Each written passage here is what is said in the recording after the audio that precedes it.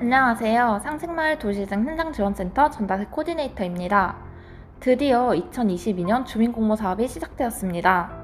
작년에 총 5개 팀이 사업에 참여했는데요. 이번에는 그것의 2배인 10팀을 모집할 예정입니다.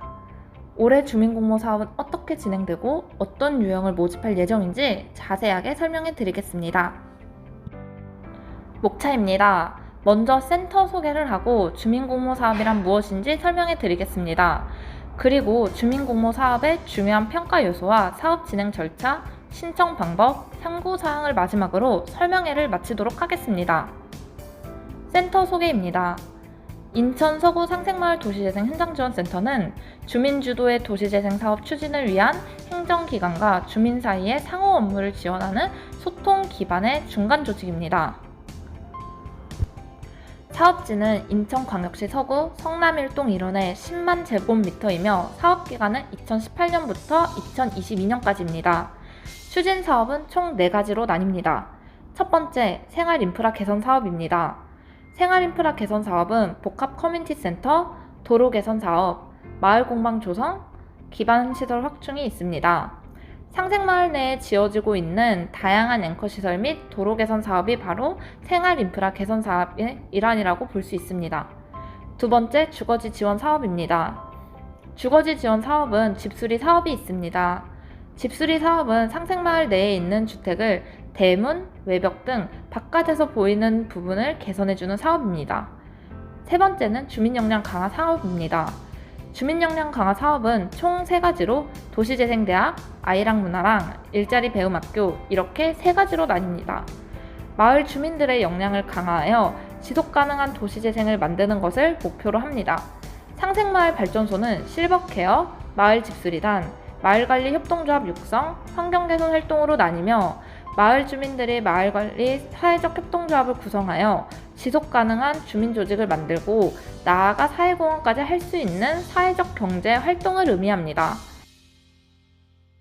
그래서 주거복지 실현, 사회통합, 일자리 창출, 도시 경쟁력 강화, 그리고 마지막으로 상생이라는 5가지 비전을 가지고 활동하고 있습니다. 추진 전략은 총 5개로 기반시설 부족은 주차장 확충과 도로 개선을 통해 해결하고 있습니다. 주민공동이용시설 부족은 커뮤니티센터 건립과 주민공동이용시설 건립을 통해 해결하고 있고 열악한 정주환경은 집수리 사업을 통해 해결하고 있습니다. 취업 및 창업기회 부족은 현재 자격증 과정 또는 창업을 위한 교육을 지원하고 있습니다. 지속적인 도시재생 추진 체계 부족은 마을관리 협동조합 설립과 주민역량 강화 사업을 통해 주민들의 역량을 강화시켜 도시재생 사업이 끝난 후에도 주민들이 자발적으로 그리고 지속적으로 활동 가능한 역량을 키우기 위해 노력하고 있습니다. 그렇다면 주민공모 사업이란 무엇일까요? 지금부터 주민공모 사업에 대해 설명해 드리도록 하겠습니다. 주민공모 사업이란 주민이 직접 지역의 다양한 의제를 해결하고 삶의 질을 높이고 주민이 중심이 되어 지역 및 공동체를 회복하는 사업을 말합니다.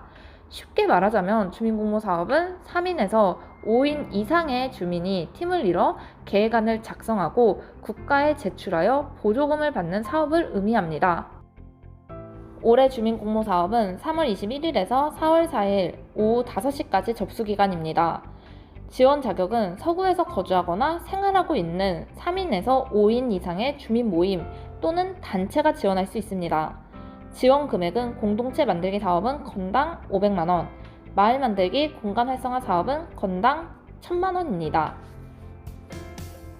공모 유형은 총 3가지로 공동체 만들기, 마을 만들기, 공간 활성화 3개로 나뉘어져 있습니다.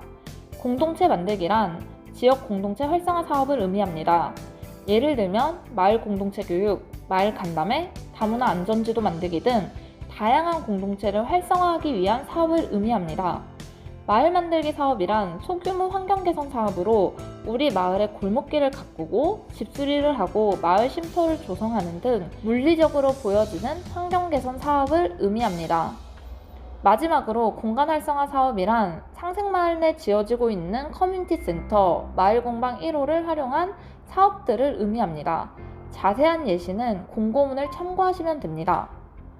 다음은 공모사업 평가 항목입니다.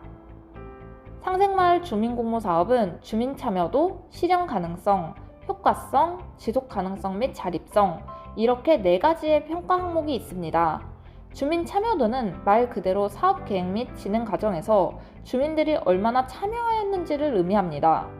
실현 가능성은 실제로 사업 계획서가 주어진 예산으로 그리고 참여자의 역량으로 실현 가능한지를 의미합니다. 효과성은 이게 정말로 상생마을에 필요하고 공익적인지를 의미합니다. 지속 가능성 및 자립성은 사업 추진 결과물이 사업 실현 가능하고 지속적으로 확대 및 자립 가능한지를 보고자 합니다. 다음은 주민공모 사업의 진행 절차입니다. 3월 8일 상생마을 홈페이지에 사업 공고가 됐습니다. 그리고 3월 18일 오늘 사업 설명회 영상을 유튜브에 게시하였습니다. 3월 21일 월요일부터 4월 4일 월요일 오후 5시까지 사업 신청서를 받고 있으며 4월 초에 1차 서류 심사가 있을 예정입니다. 4월 중순에는 2차 면접 심사가 있을 예정이며 질의응답을 통해 면접 심사를 진행할 예정입니다. 4월 말에는 보조금 심사가 있을 예정이며 보조금 심사를 통해 예산이 줄어들 수도 있습니다. 5월 중순에 보조금 교부가 있을 예정이며 이후 11월 30일까지 사업 완료 결과 보고서를 보내주셔야 합니다.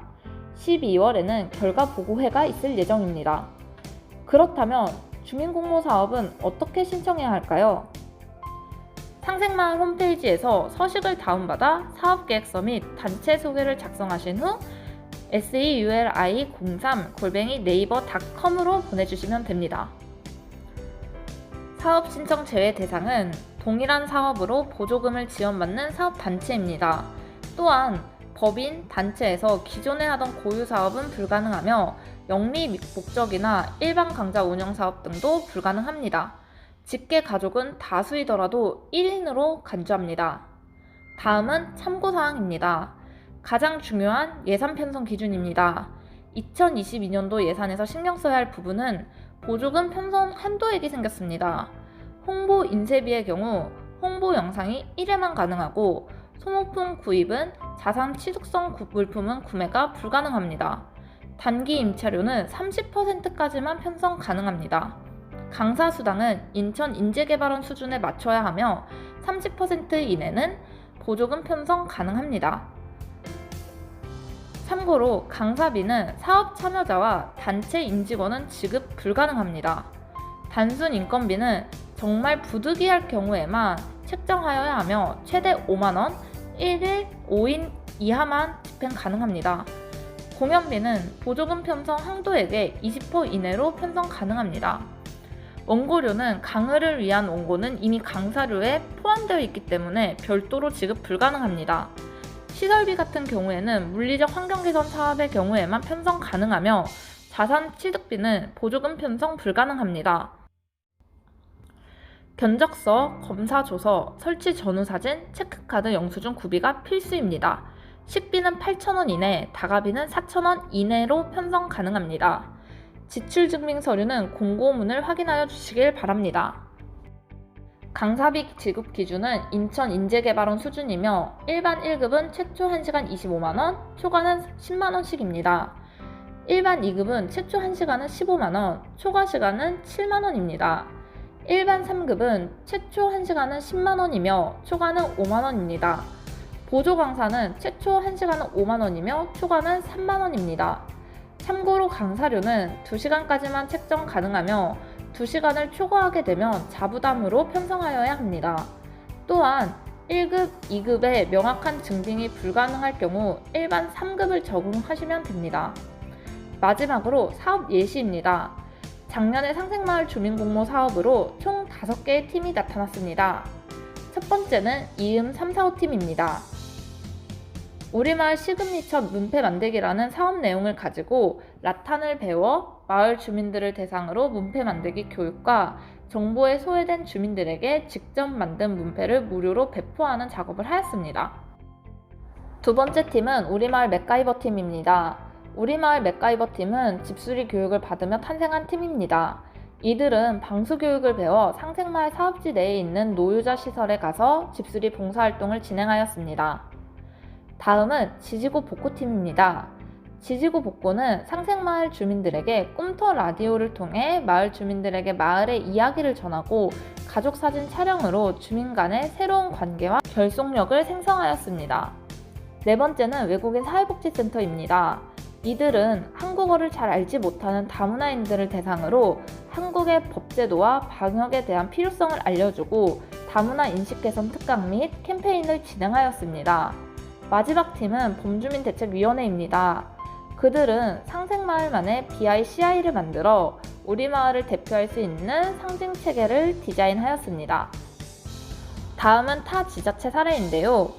경남 마을 공동체 지원센터에서 개최한 공모 사업에는 소소한 소년들의 한바탕 놀이터라는 팀이 들어와 거제시의 경제 상황을 고려하여 조선소 퇴직자 및 경력 단절 여성들이 보유한 기술을 지역의 청소년들에게 소개하는 프로그램을 기획하였습니다.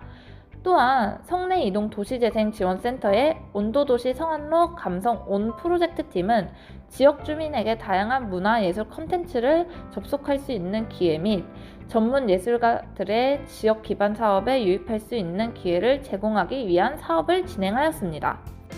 여기까지가 제가 준비한 자료인데요. 조금 어려운 사업이지만 이번 사업 설명의 자료를 보고 궁금증이 해결되었으면 좋겠습니다. 더 궁금한 점이 있으시다면 032-299-7007 또는 유튜브 댓글을 통하여 궁금증을 해결해 드리겠습니다. 감사합니다.